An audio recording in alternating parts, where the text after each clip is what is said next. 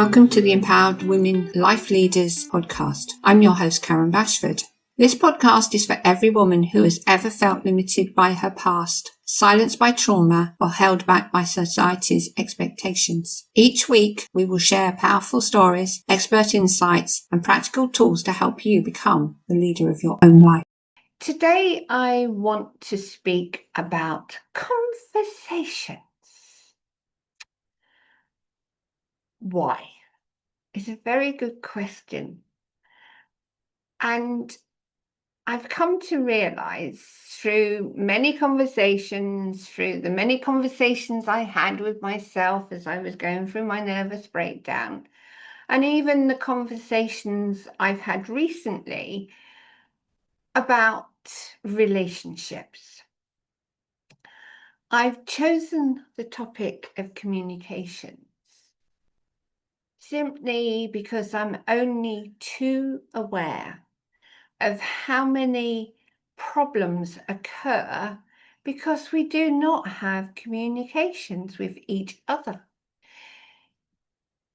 We have conversations and we learn a lot about each other, but those conversations are never really the conversations that dive deep. They're not the kind of conversations that would benefit anyone other than just a generic conversation. So let's give you an example.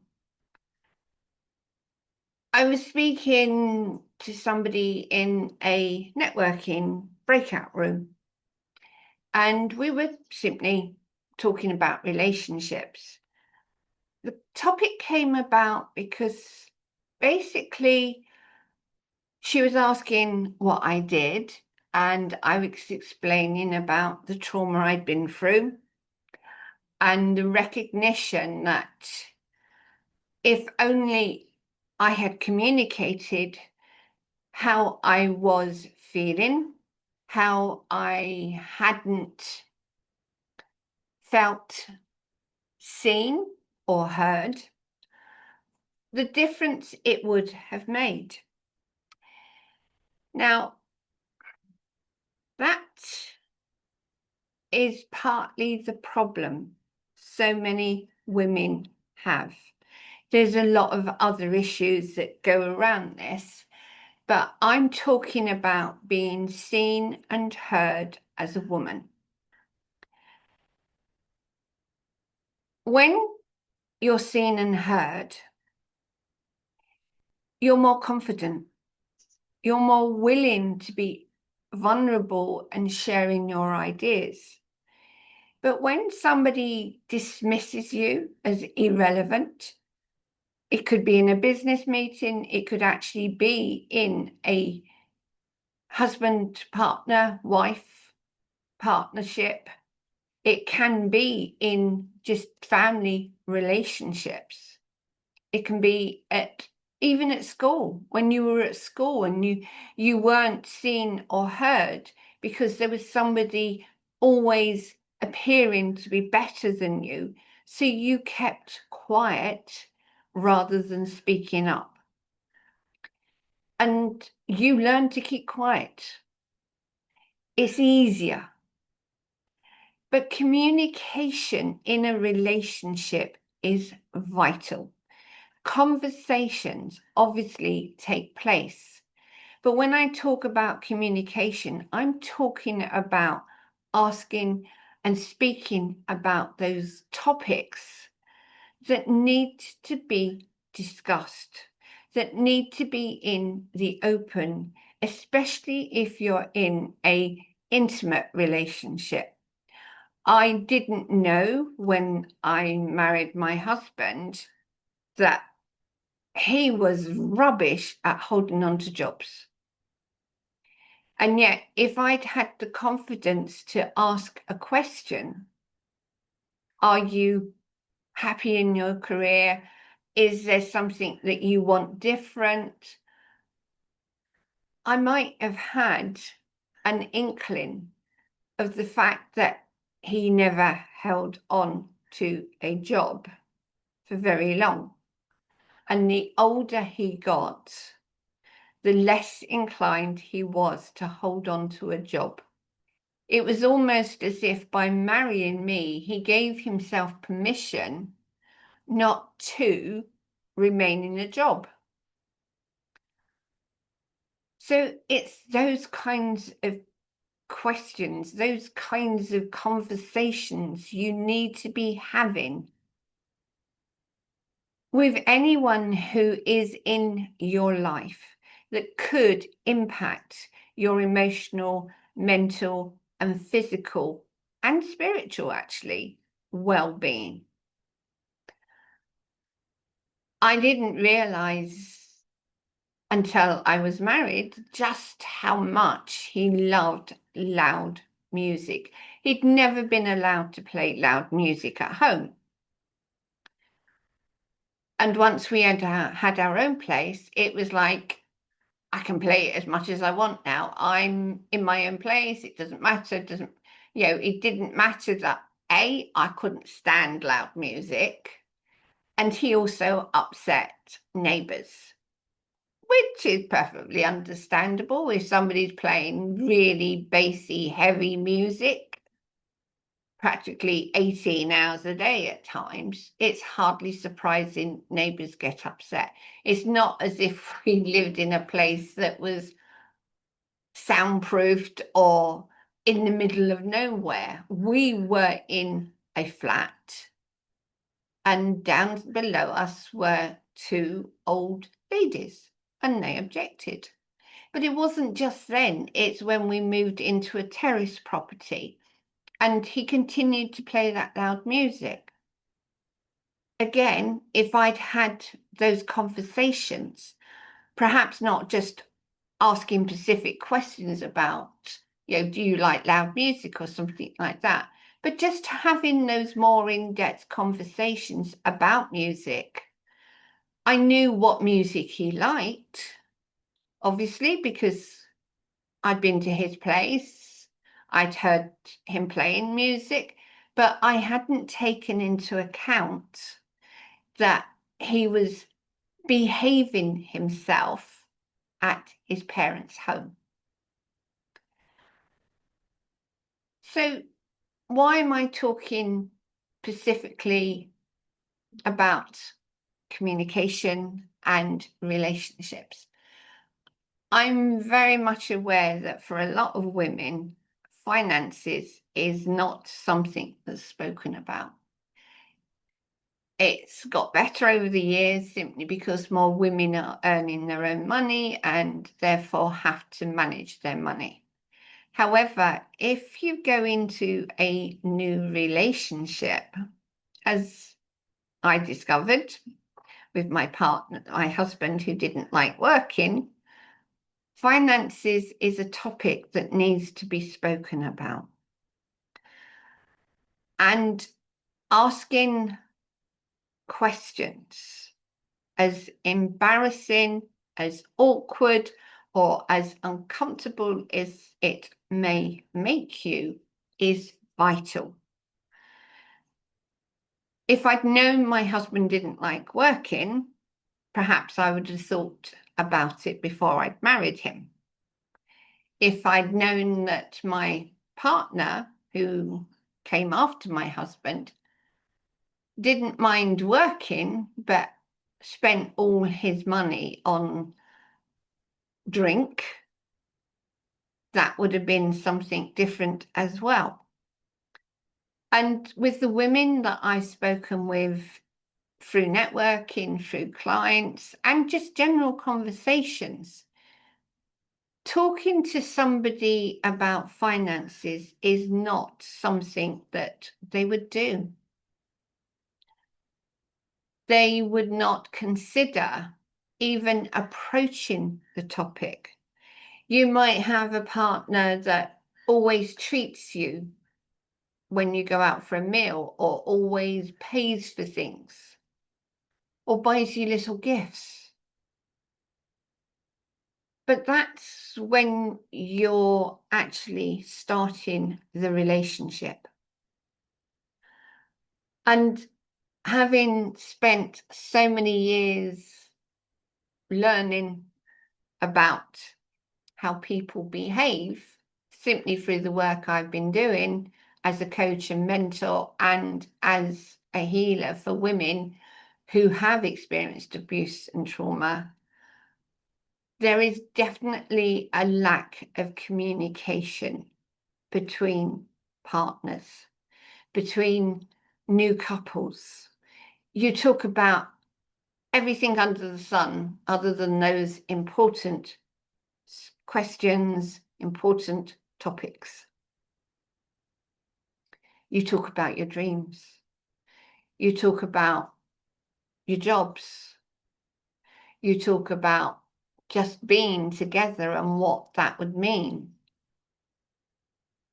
But it's the serious questions that you need to be asking. Even if you're in a relationship, do you know of that person's dreams? Their deep level dreams?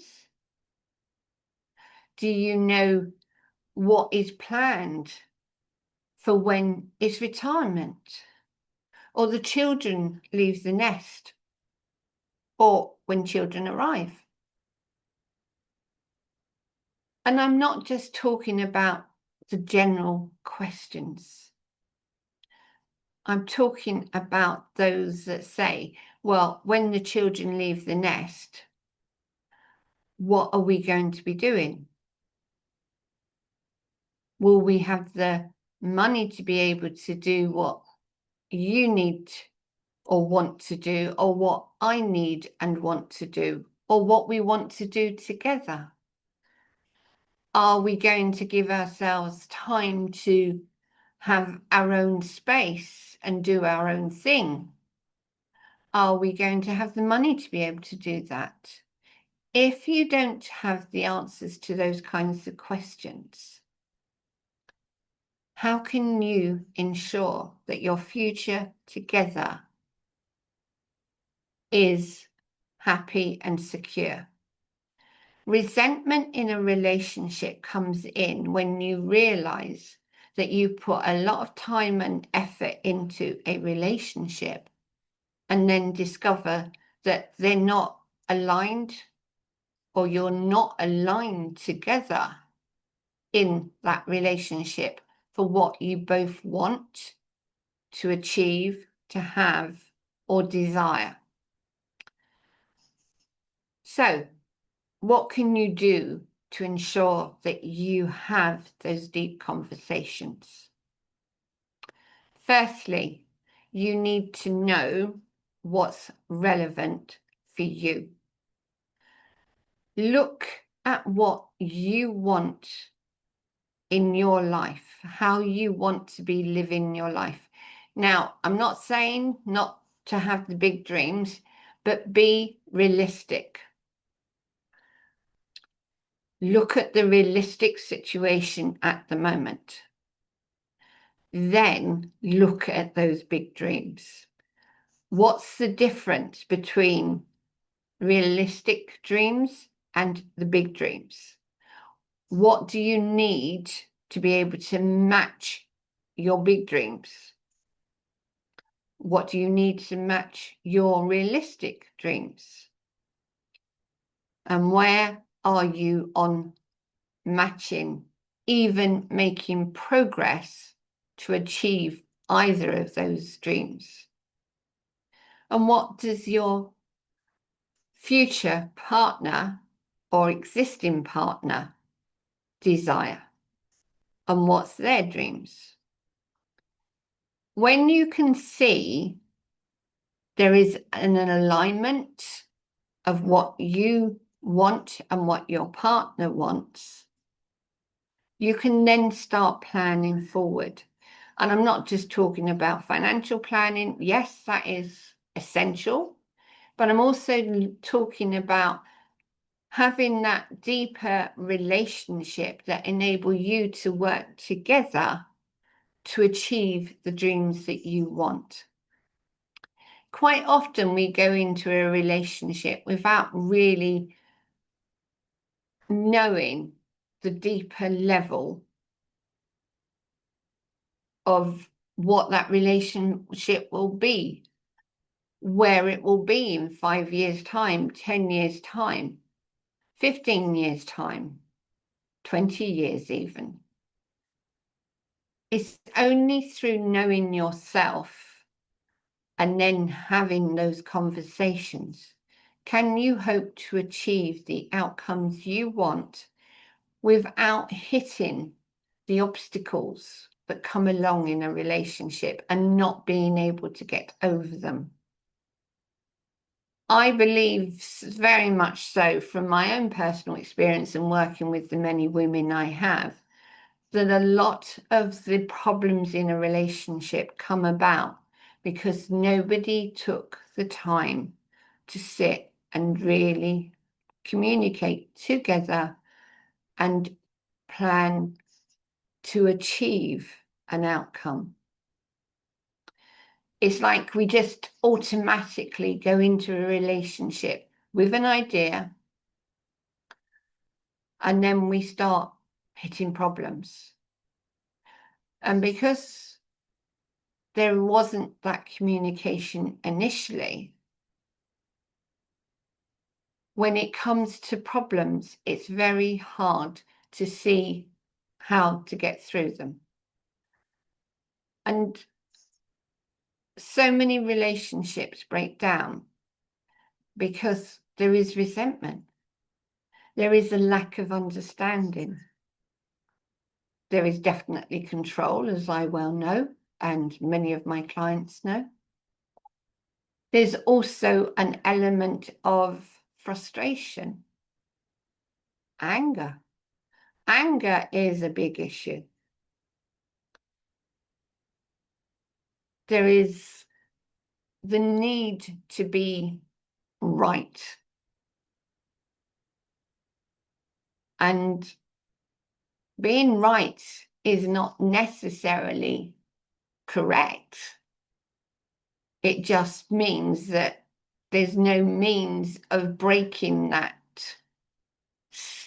stubbornness, I suppose, is one word, or that I am determined to get this, rather than considering if you sat down and spoke about it and let that stubbornness, that determination, that needing to be right go and see actually what is really involved and how can we sort this out. I know quite often in my relationship, because my husband didn't have a job, he would expect to have money.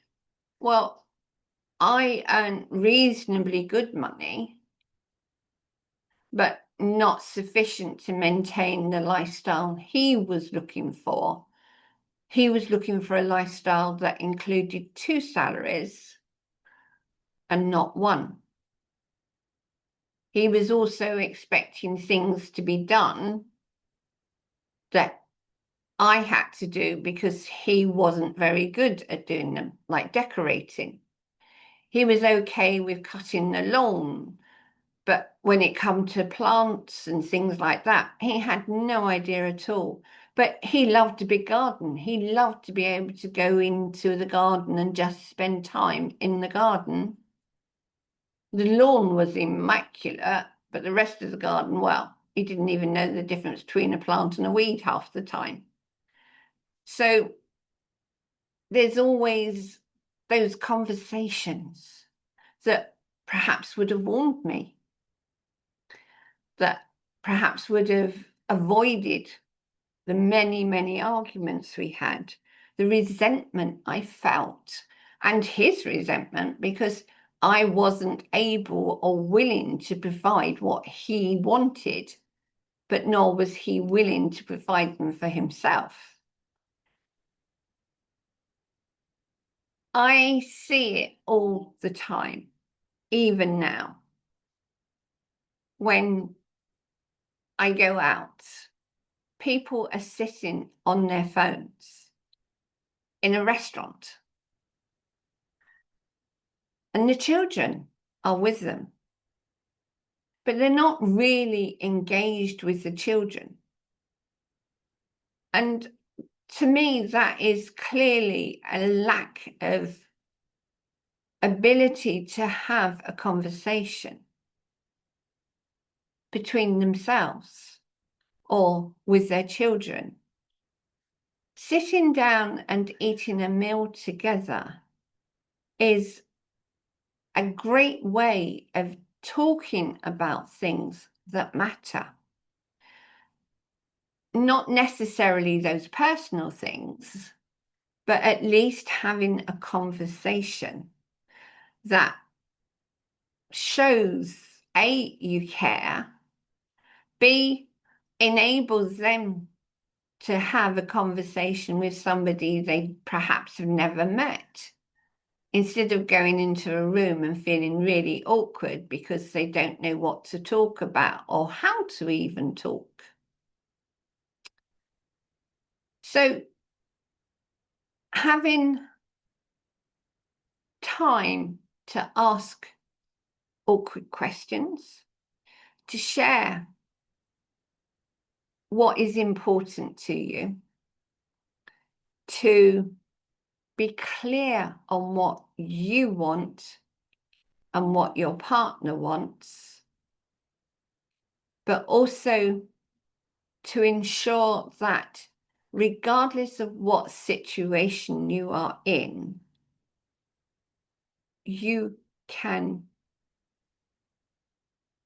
talk, you can speak, you can go into a networking meeting, you can go into an interview, you can go into a group team discussion and not feel awkward about speaking up, of saying what's important in that meeting, of expressing your views. The Sloth or Beaver toolkit, toolbook, and wisdom cards were created for that very purpose. Simply because I realized that as I went through my nervous breakdown, just how little I had actually expressed my need, or I'd even known what my need was, or that I'd even been aware just how much I'd constantly gave to others, ignoring what I needed to say, what I needed for me. And there's nothing wrong with giving yourself what you need through either expressing and speaking about it, or actually allowing yourself to take the actions you need to provide for what you want and need. As a woman, I recognize that my conditioning of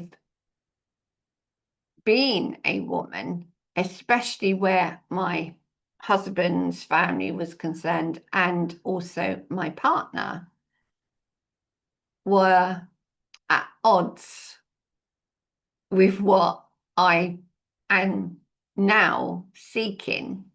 Had I known earlier that I could say what mattered to me, perhaps even those relationships could have been different.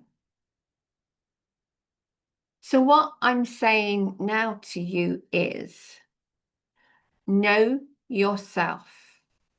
Recognize what you're doing or saying to you that's stopping you from being clear on what you want and need, that's stopping you from going for what you want and need now, but also in the future. If you know what your vision is, potentially of your future, whether it's, as I say, a year, 5 years, 10 years, 15, 20, does not matter. Yes, some of those things that you want will change, but there's a fundamental foundation laid in your desires, in your dreams, that will come into reality. But you have to know them instead of just drifting through. You have to have communicated them, if not to yourself, to others, how important they are to be able to achieve them. So the next time you're sitting, being quiet, or you're in a conversation with somebody and you're not saying what really matters to you, you're just allowing them to either dictate, to tell you, or expect of you, ask yourself, is this really what I want? If I spoke up, what difference would it make? Speak up. When you speak up, things change. And not just for you, but for the people around you. And then into the wider community. If you are a person who lacks the confidence to speak up, look back over the times when you did actually get bold enough, I suppose is the word, to say something that really mattered to you. Maybe you're passionate about saving the world or animals or something like that. Look at the times that you've actually spoken up and said something then. How did it make you feel? What difference in speaking up did it give in the outcomes that you were looking for or hoping to achieve, or at least having a debate about? When you find those moments of those times that you were passionate enough to speak up, bring that passion into you and what you want to be able to then express it out to the world on those things you wouldn't normally speak about or be willing to put your view about. Because not only do you deserve to do that, but the people who can gain from you doing so deserve that as well. So that's it for today. I hope I've given some clarity to what is helpful in a relationship, whether it's a personal, intimate relationship, whether it's career, whether it's even just general conversations, networking. I want more people to actually be speaking about topics to each other that are avoided.